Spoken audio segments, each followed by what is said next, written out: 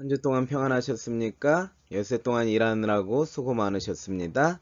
부천서북교회 마음성장교실 시간 시작하도록 하겠습니다. 다 함께 기도하심으로 시작하겠습니다. 사랑의 아버지 하나님, 오늘 이렇게 우리를 사랑하셔서 한 주 동안 잘 보내고 또 하나님께 시간을 바칠 수 있도록 우리의 마음을 허락하시니 감사드립니다. 이 시간 우리의 마음 성장 교실에 함께하여 주셔서 하나님께서 우리를 교훈하여 주시고 또 자라나는 시간 될 수 있도록 하나님 함께하여 주시옵소서. 특별히 우리의 마음에 있는 감정들을 잘 다루고 그 영향력이 어떠한지를 깨달을 수 있도록 도와주시고 그를 통하여 하나님께서 우리에게 주시고자 하는 마음의 평강을 누릴 수 있도록 주여 인도하여 주시옵소서.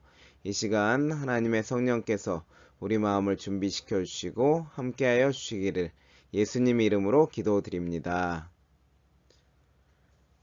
네, 오늘은 마음성장교실 7번째 시간입니다. 지난주부터 시작하여서 우리가 감정에 대해서 이렇게 다루고 있는데요. 그래서 마음의 구성 요소 중에 이제 감정이라는 것이 있다고 하였지요. 그래서 그 감정이라고 하는 것을 어떻게 잘 성장시킬 수 있을지, 건강한 감정들이 우리 마음에 가득하도록 이렇게 성장해 나갈지를 연습하는 시간들이 되겠습니다.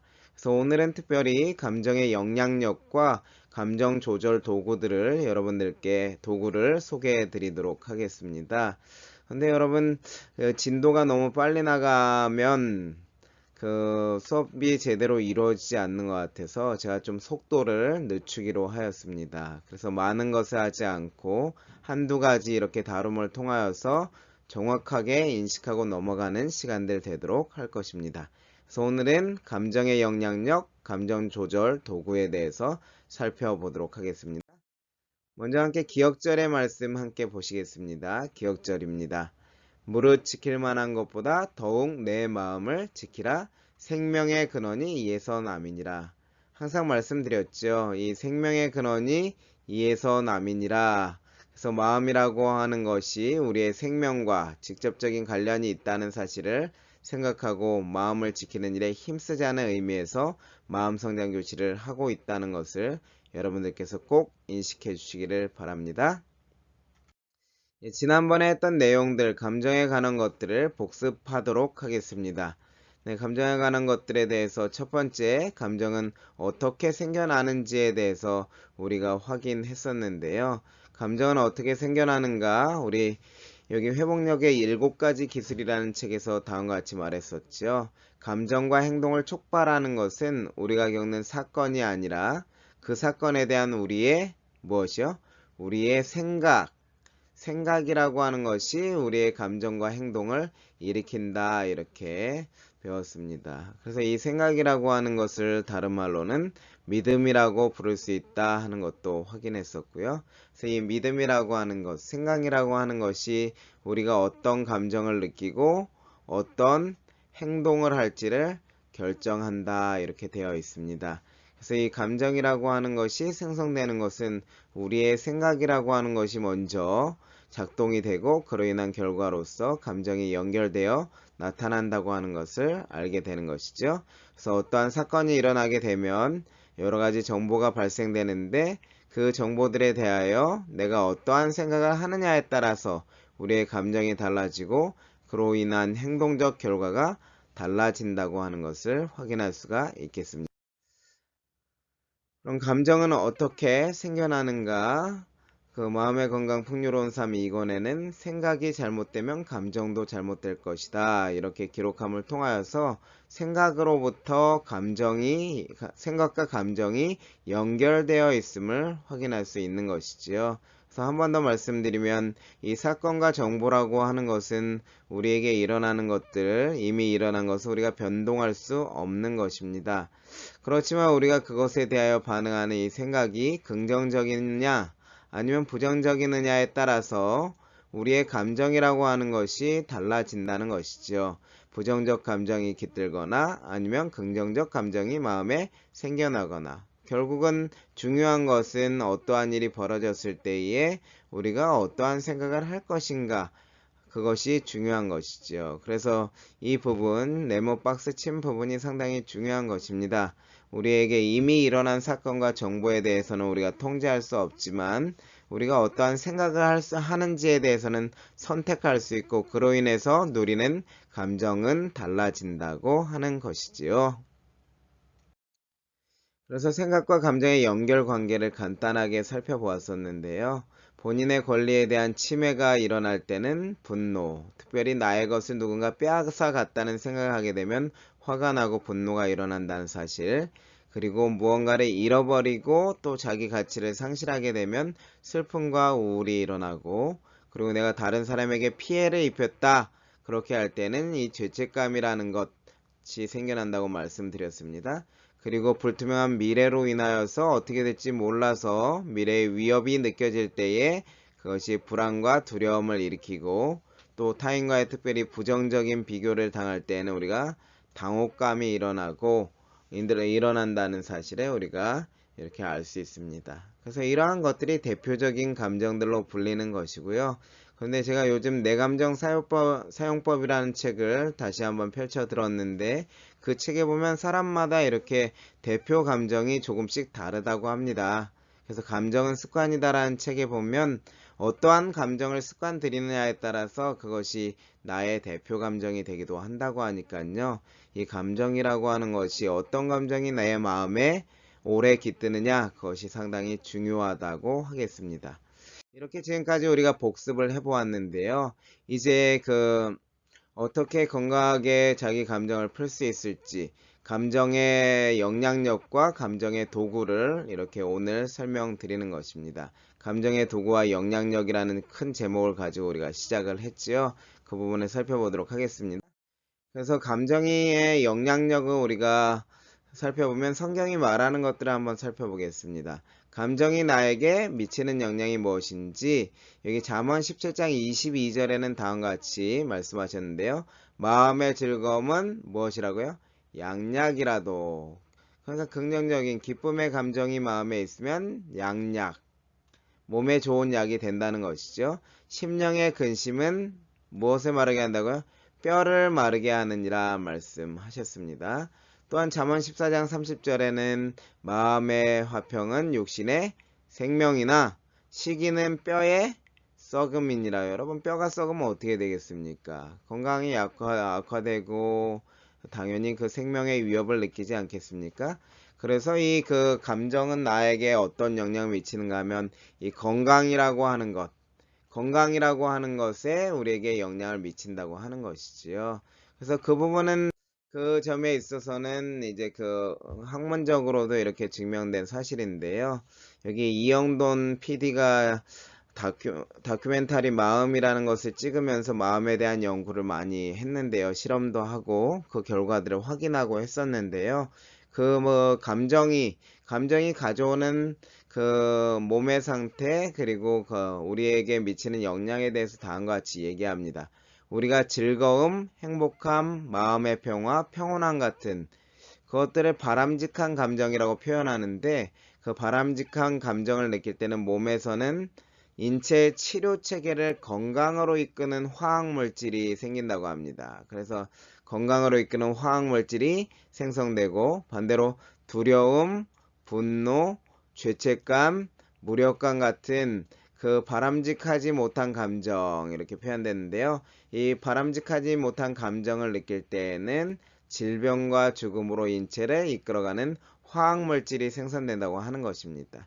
그래서 솔로몬을 통해서 기록하신 잠언의 마음의 즐거움은 양약이라도 심령의 근심은 뼈로 마르게 한다는 그 말씀이 의학적으로도 분명하게 증명되어 있고, 얼마나 하나님의 통찰력이, 하나님께서 인간을 만드셨기 때문에 인간의 마음과 몸의 연결 관계를 알고 계시는 하나님이 솔로몬을 통하여서 진리를 기록하였다는 사실을 우리는 확인할 수 있는 것입니다. 그러니 여러분, 우리의 마음에 어떤 감정이 깃들면 좋겠습니까? 바람직한 감정들, 즐거움과 행복함과 마음의 평화와 평온함 같은 바람직한 감정들이 우리 마음에 깃들면 좋겠죠. 이것을 위해서 우리가 이 마음 성장 교실에 참여하고 같이 훈련해 나가는 것입니다. 그래서 감정이 나에게 미치는 영향, 다른 영향을 또 한 가지 살펴보면 여기 그 멜 로빈스라고 하는 분이 지은 5초의 법칙이라는 책이 있는데요. 그 5초의 법칙이라는 책에 보면 감정이 우리의 삶에 어떤 영향을 미치는지에 대해서 다음과 같이 기록하고 있습니다. 우리는 결정을 내릴 때마다 무의식적으로 선택의 장단점을 대조하고 감정에 따라 직감적으로 판단한다는 점이다. 그래서 우리가 그 결정을 할 때 많은 경우에 보면 감정적으로 이렇게 느낌에 따라서 판단하는 경우가 많다고 하는 것이지요. 그래서 가령 뭘 먹을래? 이렇게 묻는 것은 뭘 먹고 싶은 기분이니? 라고 묻는 거라고 볼 수 있고요. 그래서 이러한 뇌의 이러한 특징은 우리가 행동을 변화시키는 일이 왜 그토록 어려운지 보여주는데, 이 말 상당히 중요하니까 보십시오. 노란 부분. 논리적으로는 해야 할 일을 알고 있음에도 불구하고 감정이 그 일에 대하여 거부감을 느끼면 우리는 그 일의 행동으로 옮기는 것에 어려움을 겪게 된다. 여러분, 그 서로 간에 이렇게 그 가족 간에도 그 자녀와 부모 간에도 이렇게 무언가를 이렇게 시키거나 요구하는 일들이 벌어지는데요. 우선 나의 마음의 감정의 상태가 부정적으로 변하면 그 부모님이 시키든 이제 어떻게 보면 그 남편이 시키든 아내가 시키든 간에 그 일에 대해 거부감을 그 아내에 대한 자녀에 대한 이렇게 불편함이 이렇게 일어나게 되면 그 요구하는 일들 자체도 이렇게 싫어지는 것입니다. 그래서 그 일의 행동으로 옮기는 것에 어려움을 겪게 되는 것이죠. 그래서 이처럼 감정이라고 하는 것은 우리의 행동에도 선택에도 영향을 미친다고 하는 것인데요. 조금 더 보면 게다가 이 과정은 10억 분의 1초, 상당히 짧은 시간이죠. 엄청나게 짧은 찰나라고 할 수 있습니다. 10억 분의 1초라는 매우 짧은 시간에 벌어지게 됩니다. 그래서 그 감정이 우리 마음에 영향을 미치는 것은 순식간에 영향을 장악하고 영향을 미친다는 것이지요. 그래서 우리에게 필요한 것은 하고 싶은 기분이 들 때만 행동한다면 결코 자신이 원하는 바를 얻을 수 없기 때문이다. 이런 말에서 나오는 것처럼 감정적으로 행동하는 것이 아니라 감정이 비록 이렇게 올라오고 할지라도 지혜롭게 선택할 수 있는 사람이 되어야 한다는 것을 보여주는 것인데, 많은 경우에 우리는 이 일에 실패하는 것이지요. 감정에 휘말려서 이상적으로 판단하지 못하고 내가 해야 될 일조차 하지 않아 버리는 그런 어리석음을 저지르게 돼서 문제를 키우게 되는 것입니다. 감정이 미치는 영향, 성경 인물을 통해 엿보는 감정의 영향력을 한번 살펴보도록 하겠는데요. 성경 인물 가운데 우리가 부정적 감정하면 항상 이야기가 나오는 사람이 사울이지요. 사울이 다윗을 보내서 이렇게 그 전쟁을 하게 하고, 그때마다 다윗이 승리하고 아주 전쟁에 이기고 돌아오니까는 다윗이 이제 블레셋 사람을 죽이고 돌아올 때 여인들이 다윗을 찬양하는 노래를 부릅니다. 환영하는 노래를 부르는데, 그때 그 여인들이 사울의 죽인 자는 천천히요, 다윗은 만만히로다, 이렇게 비교하는 노래를 부르게 됩니다. 그런데 이렇게 비교당하면 아까 당혹스럽고 불쾌함이 일어난다고 생각과 감정의 연결관계에서 확인했었는데요. 제가 생각해도 사울일지라도 기분이 나쁠 거예요. 사울이 이 말에 불쾌하여 심히 노하여, 그래서 불쾌하여 심히 노하여, 그래서 마음에 부정적인 감정이 이렇게 들어왔죠. 감정이 생겨난 것입니다. 그로 인해서 그 사울의 삶이 어떻게 변했는지 여러분 보는 것입니다. 가롯에 다윗에게는 만만을 돌리고 내게는 천천만 돌리니 그에 더 얻을 것이 나라밖에 무엇이냐 하고, 그날 이후로 사울이 다윗을 주목하였더라. 여러분, 여기 사울이 누구를 주목하였다고요? 다윗을 주목하였다고요. 사실 우리는 어떠한 삶을 살아가야 합니까?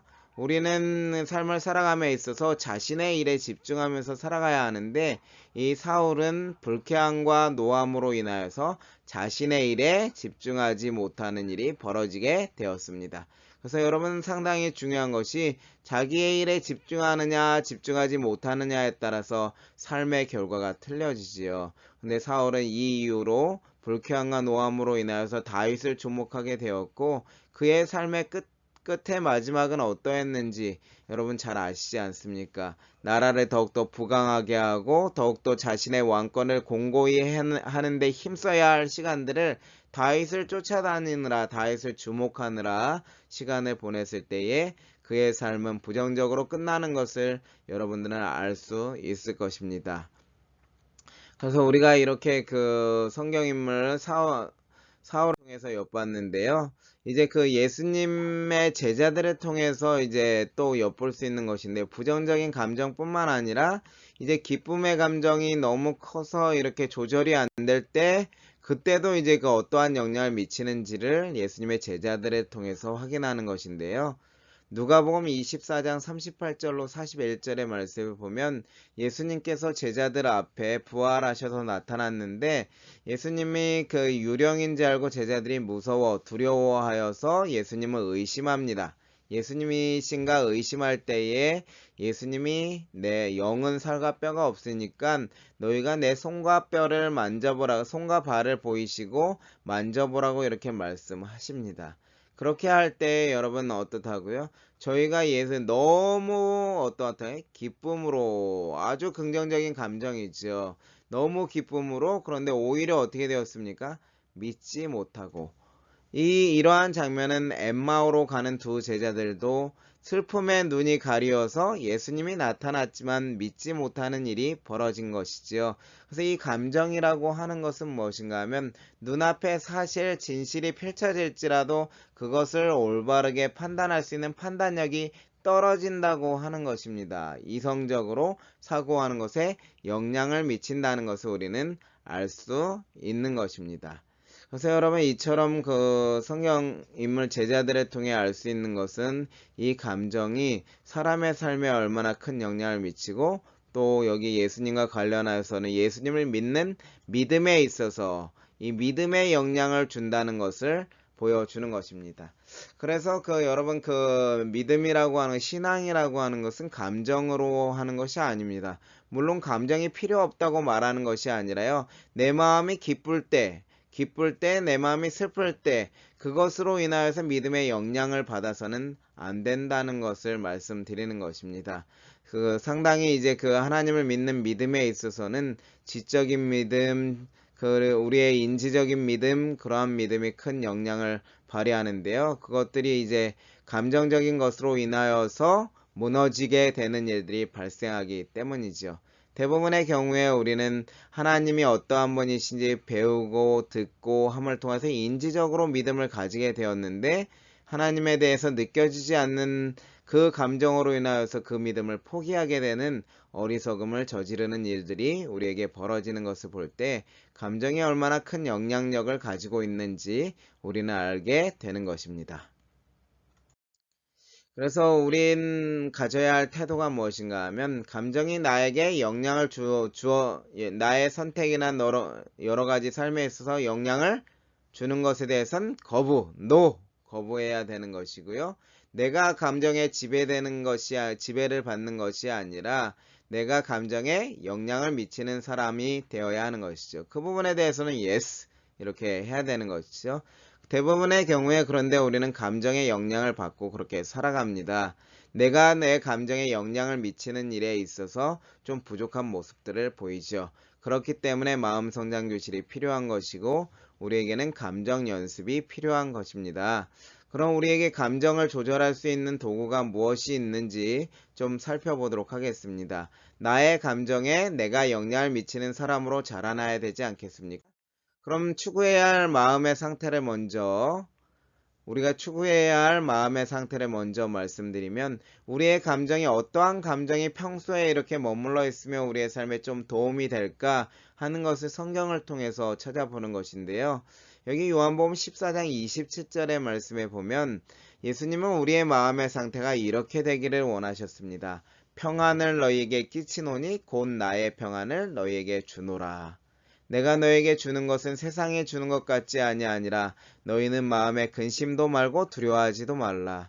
그래서 평화라고 하는 것이, 평안이라고 하는 것을 영어로 하면 peace인데요. 평화입니다. 평화. 평화가 나의 마음의 상태가 평화롭기를 바라시는 것이죠.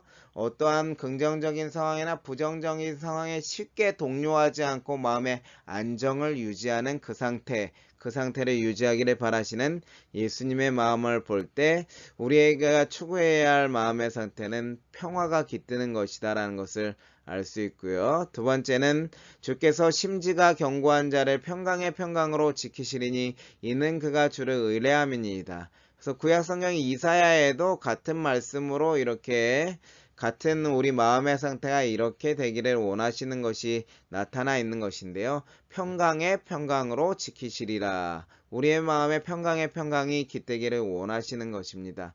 이 모든 것을 이 평강의 평강이란 말도 영어로 하면 peace라는 말로 동일합니다. 그래서 우리 마음에 추구해야 되는 것은 우리의 마음이 안정되고 또 무언가를 이렇게 이성적으로 사고할 수 있는 준비된 상태가 되는 상태, 그것을 평화라고 말할 수 있는데요. 그렇게 되는 것을 원하시는 것이지요. 그럼 우리가 어떻게 그러한 방향을 향해서 나아갈 수 있을지 그 감정을 조절할 수 있는 도구가 있는 것인데요. 성경이 제시하는 감정 조절의 도구에 대해서 살펴보도록 하겠습니다. 그래서 시편 62편 6절에 보면 우리의 마음에 대해서, 감정에 대해서 조절할 수 있는 도구가 제시되는데요. 백성들아 시시로 저를 의지하고 그 앞에 무엇을 토하라고요? 마음을 토하라, 이렇게 말합니다. 마음을 토한다는 것은 우리 마음에 있는 생각, 감정, 그런 모든 것들을 하나님께 아뢰는 것을 의미하겠죠. 그러니 여기 마음을 토하라는 말 속에 감정을 하나님께 토하라, 하나님이 우리의 피난처가 되어주실 것이다 약속하는 것을 볼 수 있죠. 피난처는 누군가를 숨겨주거나 평안하게 안식을 제공하는 것이지요. 그래서 우리의 마음 속에 있는 모든 감정들을 하나님께 토할 때에 우리에게는 안식이 이르러 오는 것입니다. 하나님께서 우리의 피난처가 되어 주시는 것이죠. 이것을 이제 빌립보서 4장 6절로 7절에서 바울은 다음과 같이 이야기하는데요. 아무것도 염려하지 말고, 마음의 상태에 염려가 있다는 것이죠. 염려와 불안이 있을 때에 그 마음을 평화롭게 하기 위해서 어떻게 하는가? 모든 일에 기도와 간구를 하라고 하죠. 기도와 간구로 아랠 경우에 하나님께서 우리에게 주시는 것이 무엇인가? 하나님의 평화를 주시겠다는 것이죠. 아까 말씀드렸던 마음의 평화의 상태를 우리에게 주시는 것이죠. 그것이 곧 마음의 생각을 지키시란 말과 이렇게 맥락을 같이 하는 것을 볼 때 이 기도라고 하는 것은 하나님께서 우리에게 주신 마음을 조절할 수 있는 아주 소중한 도구라는 사실에 우리는 확인할 수 있는 것입니다. 그래서 하나님의 종 엘렌 화이트는 정로의 계단 책에서 다음과 같이 기도에 대해서 권면하셨는데요. 기도는 마치 친구에게 하는 것처럼 하나님께 그 심정을 펴놓는 것이다. 우리의 마음속에 있는 모든 생각들과 감정들을 하나님 앞에 펴놓는 것, 펼쳐놓는 것, 그것이 기도라고 하는 것입니다. 그래서 여러분, 성경이 제시하는 감정을 조절하는 가장 탁월한 도구에 있어서 제시하는 것은 무엇인가 하면 그것은 바로 기도라고 하는 것이지요. 그것이 이제 실제적으로 그러한 모습을 보여주었던 성경의 인물을 우리가 좀 살펴보도록 하겠는데요. 여러분, 한나라고 아시나요? 이 한나라고 하는 분은 사무엘상 1장에 나오는데요. 기도로 감정 조절을 성공하였던 인물입니다. 그런데 이 한나는 여러분들이 들어보셨을 것입니다. 엘가나의 아내라고 하면 잘 모르실지 모르지만 여기 사무엘의 어머니라고 하면 잘 아실 수 있죠. 그래서 사무엘의 어머니, 구약의 아주 위대한 선지자였던 사무엘, 다윗에게 기름을 붓고 사울왕을 기름을 부었던 선지자였던 사무엘의 어머니가 바로 이 한나라고 하는 분인데요. 이 한나에게는 아픔이 있었습니다. 어떤 아픔이 있었는가 하면 아이를 낳지 못하는 서름이 있었습니다. 그래서 그의 남편 엘가나는 그 후대를 이어야 하기 때문에 후처 분인나를 이렇게 취하여서 자녀를 낳게 되었습니다. 그래서 한나를 사랑하는, 그래도 한나를 더 사랑했는가 봐요.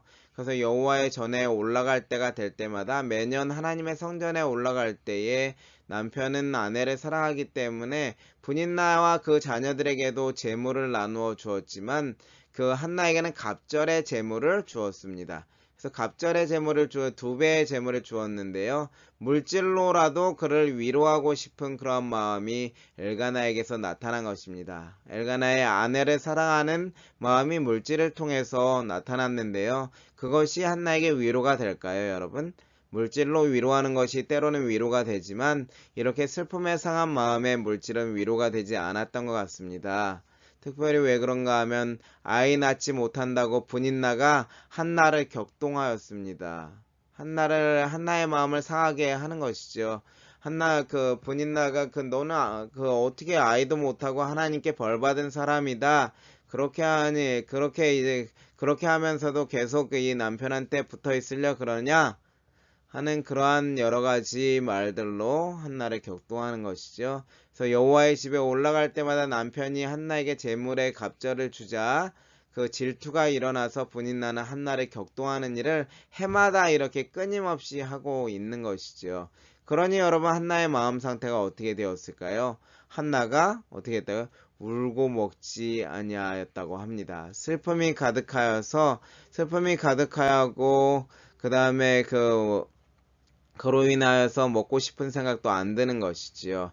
근데 엘가나는 위로해보기에 애썼습니다. 내가 10아들보다 낫지 않냐? 내가 있으면 되지 않냐? 이러한 말들로 아내를 위로해보지만 그 마음이 풀리지 않는 것입니다.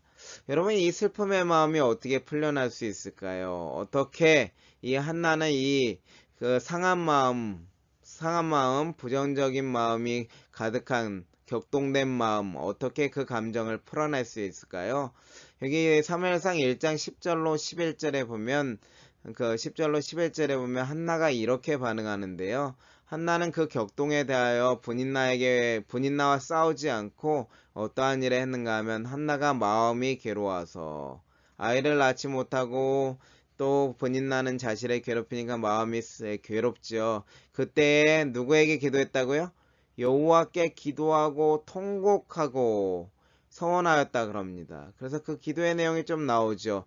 여호와여, 만일 주의 여종의 고통을 돌아보시고 나를 생각하시고 주의 여종을 잊지 아니하사 아들 주시면 내가 그의 평생의 그를 여호와께 드리고 삭도를 그 머리에 대지 아니하겠나이다.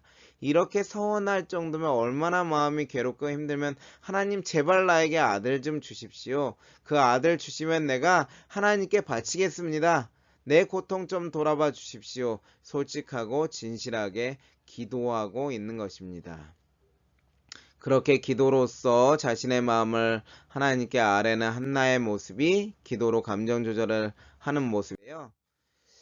여기 한나의 모습을 본 엘리 제사장은 그를 술 취한 여자로 오해하고 포도주를 끊으라고 말합니다. 얼마나 중얼중얼 이렇게 자신의 마음을 하나님 앞에서 풀어냈더니 술 취한 사람이 그 마음에 있는 소리가 자기도 통제되지 않고 그냥 막 나오는 것처럼 입을 중얼중얼 거리는 그 모습처럼 느껴져서 엘리는 술 취한 여자로 오해하고 포도주를 끊으라 이야기한 것이죠.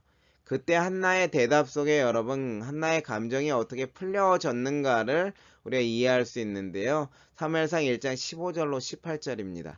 한나가 대답하여 가로되 나의 주여 그렇지 아니하니이다. 나는 마음이 슬픈 여자라. 포도주나 독주를 마신 것이 아니오 여호와 앞에 나의 심정을 통한 것뿐이오니. 어떻게 했다고요? 마음이 슬픈데 마음이 슬픈 이 슬픔을 어떻게 했다고? 여호와 앞에 나의 심정을 통했다, 이렇게 이야기하는 것이지요.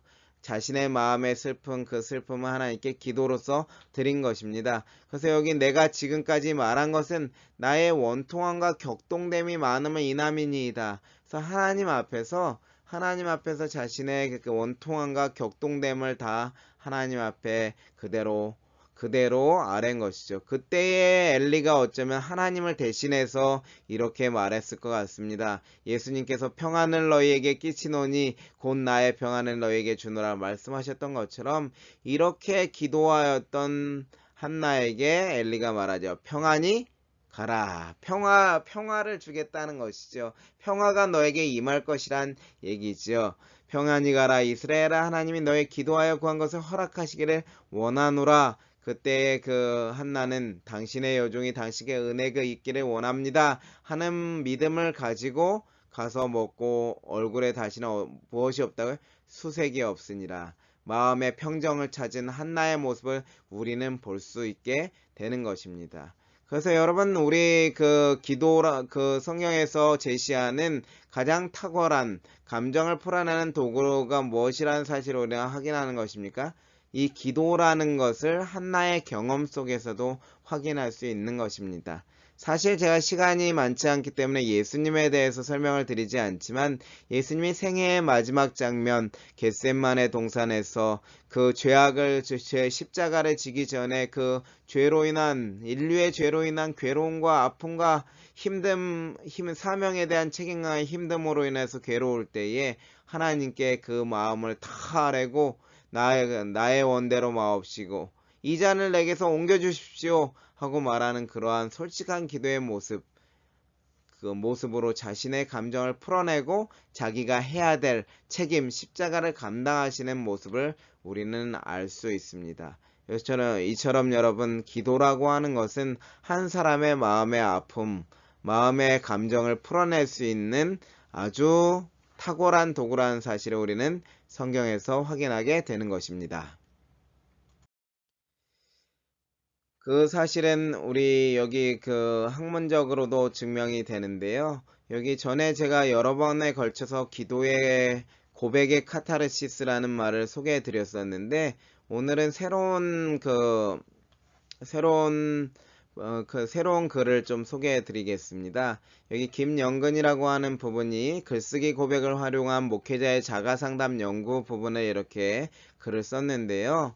그 연구 가운데 이러한 부분을 소개했습니다. 고백의 치료적 가치는 기독 상담자들만이 아니라 심리학자들과 정신의학자들도 모두 중요한 것으로 인정한다. 심리치료에서 고백의 필요를 주장하는 대표적인 학자는 융인데 정신의 비밀을 드러내지 않고 소유하는 것은 그 소유자를 공동체에서 소외시키는 심령의 독을 가지고 있는 것과 같다고 했다. 무슨 독이요? 심령의 독을 가지고 있는 것과 같다고 했습니다.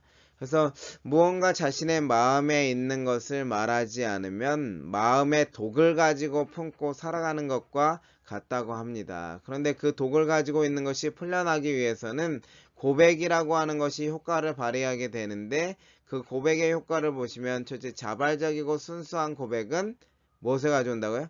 치유를 가져온다, 그렇게 소개하고요. 그리고 두 번째는 고백은 내담자의 불안을 없애고 무엇을 준다고요? 안정감, 제가 평화 말씀드렸었죠. 이 평화라고 하는 것을 가져다 준다고 하는 것입니다. 그렇기 때문에 이 고백을 하는 것이 상당히 중요한데 중요하다는 사실을 이렇게 가르쳐 주는데 이미 성경은 몇천 년 전에 이 감정을 풀어낼 수 있는 방법을 우리에게 말씀해 주신 것이지요. 어떻게 하라고요? 여호와 앞에 너희의 마음을 토하라. 풀어놓으라. 아무것도 염려하지 말고 모든 것을 감사함으로 하나님께 아뢰라. 그러면 하나님의 평강이 내 마음에 이를 것이다. 이렇게 말씀하시는 것이죠. 평안을 너희에게 주노라. 곧 나의 평안을 너희에게 주노라. 말씀하신 예수님의 평화가 우리 마음에 이르러 오는 길은 사실 이 기도라는 도구를 통해서 온다는 사실을 우리는 깨달을 수 있는 것입니다. 지금까지 저는 이 감정의 영향력과 감정을 풀어내는 도구에 대해서 이렇게 설명드렸었는데요. 오늘은 여기까지 하도록 하겠습니다. 그래서 여러분 꼭 기억하시기 바랍니다.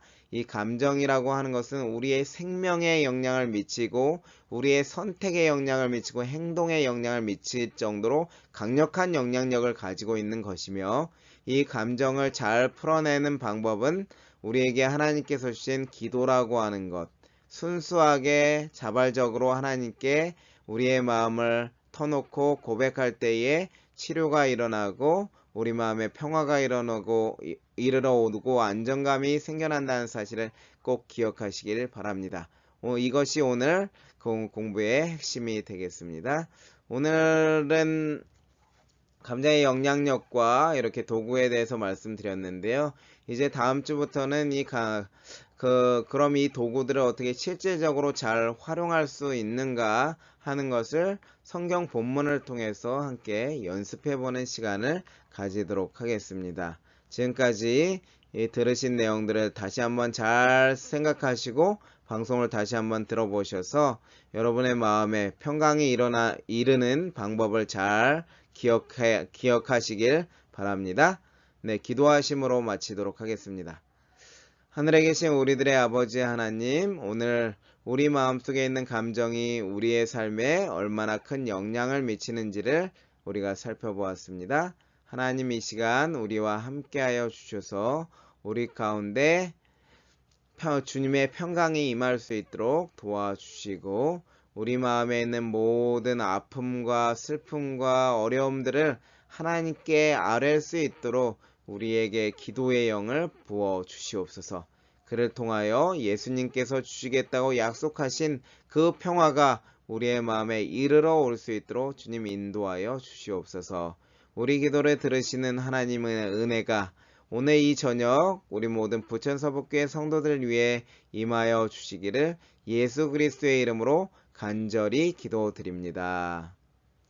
네, 감사합니다. 다음 주 금요일에 8번째 시간으로 만나도록 하겠습니다.